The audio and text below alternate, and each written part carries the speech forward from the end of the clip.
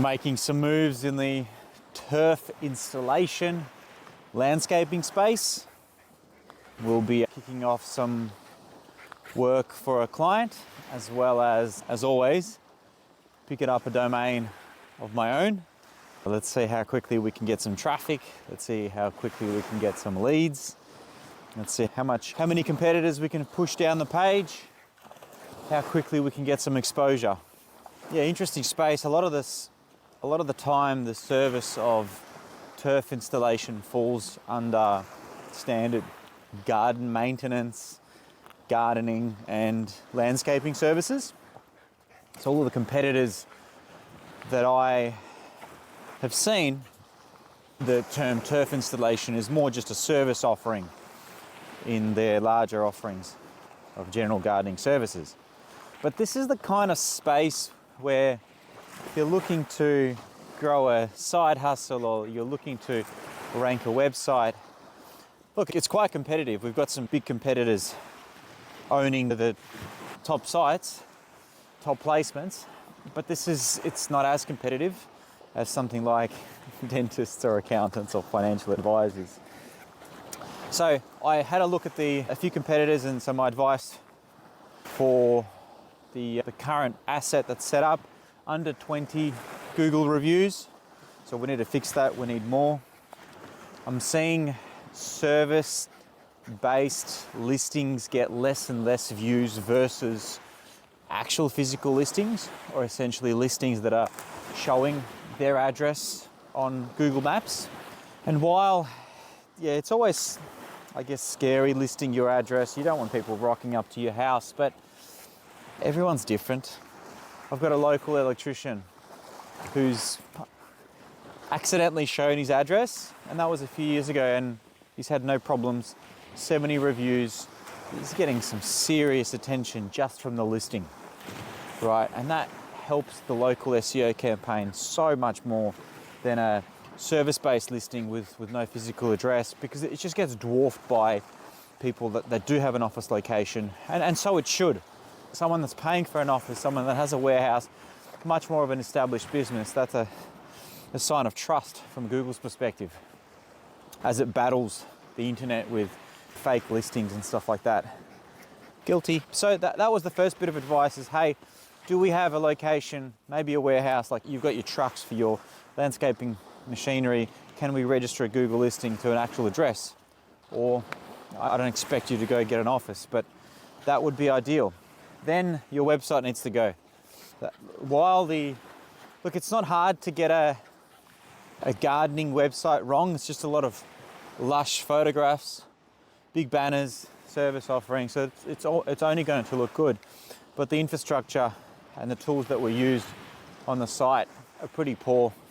We're not going to build a 100-story building on those foundations. So essentially, the conversation is about getting the website up on some stilts. Sorry, in this case, it's just going to be a full rebuild, because I'm not interested in taking over custom code from a few years ago from a web dev that only does web dev and no SEO, so it wasn't really considered from the ground up. It's like when you want to extend the home upwards, if the foundation won't hold it, you just won't build it, right? Same with this. In this case, there's a few pages, very easy rebuild. So get a WordPress website up with the right set of tools, the right plugins to set up for SEO success, set up the main service offering, set up a cluster of guides, blogs, and supporting content that will prove to Google that we're trustworthy on this topic, and start sending some monthly backlinks to get Google's attention to essentially prove to Google that we're trustworthy and we're worth sending some traffic. Timeline is, as always, it's actually getting harder and harder. There's more websites entering the space. There are more websites that have been around for longer. So the timeline is about 6 to 7 months for things to begin moving, is what I always say. In this case, it's going to be more than 12 months for even a cent of return on investment, is always the expectation that I set. Obviously, I want to get leads tomorrow, but the reality is that I'd rather say that and get leads on month 5, 6, or 3 than promise the world and it won't happen. It's just not a good scenario. In the meantime, I think a sensible strategy in this space is, look, in order to get scalable leads, Google Ads, no brainer. Looking at my other campaigns in the garden maintenance space, in the arborist space, I estimate that from $45 to $75 should be an inquiry for something like this per lead. So the business owner just needs to go away, do some calculations. If they get 10 of the most average leads of whatever people are looking for with this particular space, with this particular keyword, what is the average order value? Is it 5K, is it 10K, is it $500? Just do the numbers. This might not be worth it, right? This might be too expensive. So what does that mean? I'm not going to give business advice there, but maybe expand your offering, offer something more expensive. I don't know. It's not my place. Like I work with, if someone wants to buy a house in Bondi or Brighton, it's like that's the average cost of entry to market. If you can't afford that, then maybe you can't afford that.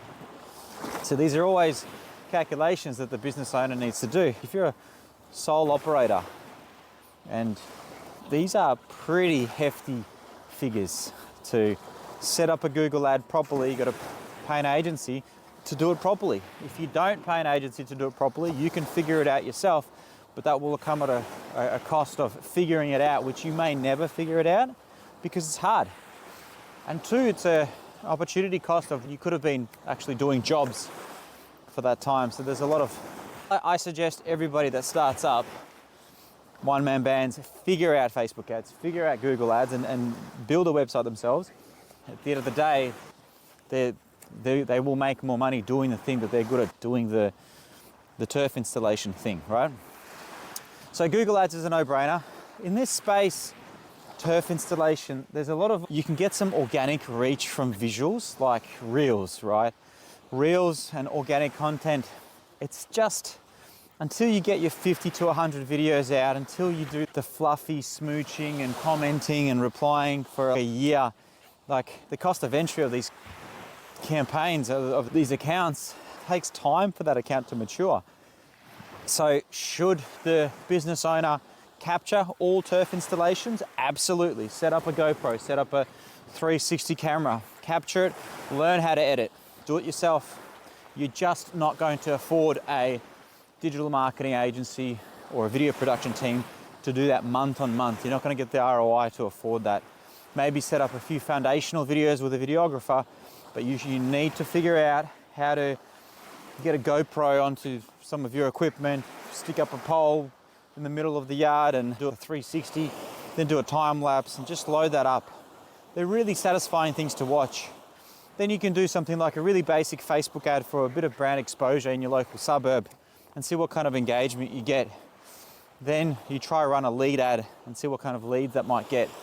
But everything that I've seen and all the ad accounts that I run, the lead quality from a Google ad and SEO is far more superior than the lead quality from this Facebook ad. Because you have to understand, the person seeing your ad on Facebook isn't looking for the thing that you're selling. They're watching TV or they're on the toilet or they're feeding the kids, I don't know, whatever it is that people do while they're on their phone. They see your ad, they're like, oh yeah, that could be good. They fill out their details and then the minute later they're onto something else. Like it's a battle for attention, and on Facebook means they're seeing all the other ads and all the other Instagrams and TikToks and everything else, right? So that was my initial, these are our first steps for turf installation digital marketing campaigns. Just like any other local tradie campaign that I look after.